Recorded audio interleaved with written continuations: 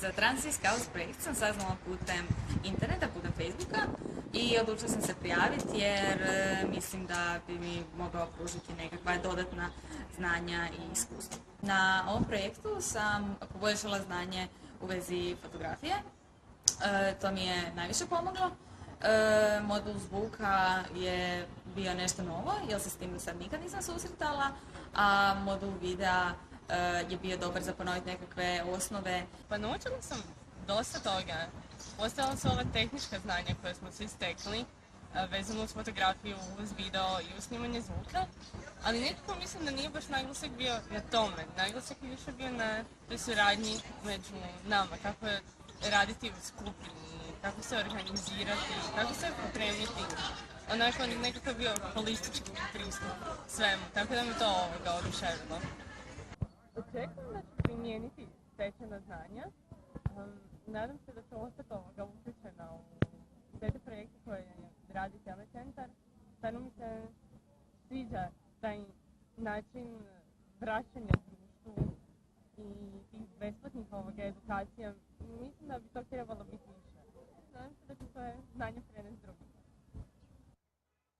Međugeneracijsko učenje je super stvar za nas i za starije kolege. Mislim da je bitno da se i mladi uključe u edukaciju starijih ljudi, posebice u ovom tehnološkom smislu, kako bi svi mogli napredovati i naučiti nešto novo. Očekujem neka nova iskustva koja će mi pružiti moja mentorica koju sam odabrala. Očekujem da ću ja naučiti nešto iz ovih programa i modula koje sam odabrala. I sve u svemu očekujem jedno novo iskustvo. Ovo što smo do sad prošli edukaciju mi je pomoglo jer nisam se do sad susretala s time i eto, samo sam slikala, a sad shvaćam koliko sam sve pogrešno snimala i slikala.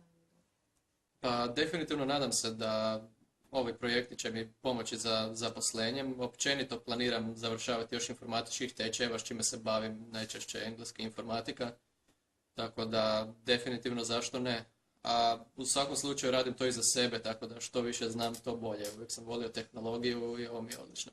Vjerujem da mogu prenijeti znanje drugima, a sad kome, mislim jednom u budućem zaposlenju vjerujem i svojim učenicima, ali definitivno volim poučavati kolege koji na poslu što sada radim u jednoj tehničkoj podršci, često dolaze novi kolege koji su novo zaposleni i onda njima pokazujem to.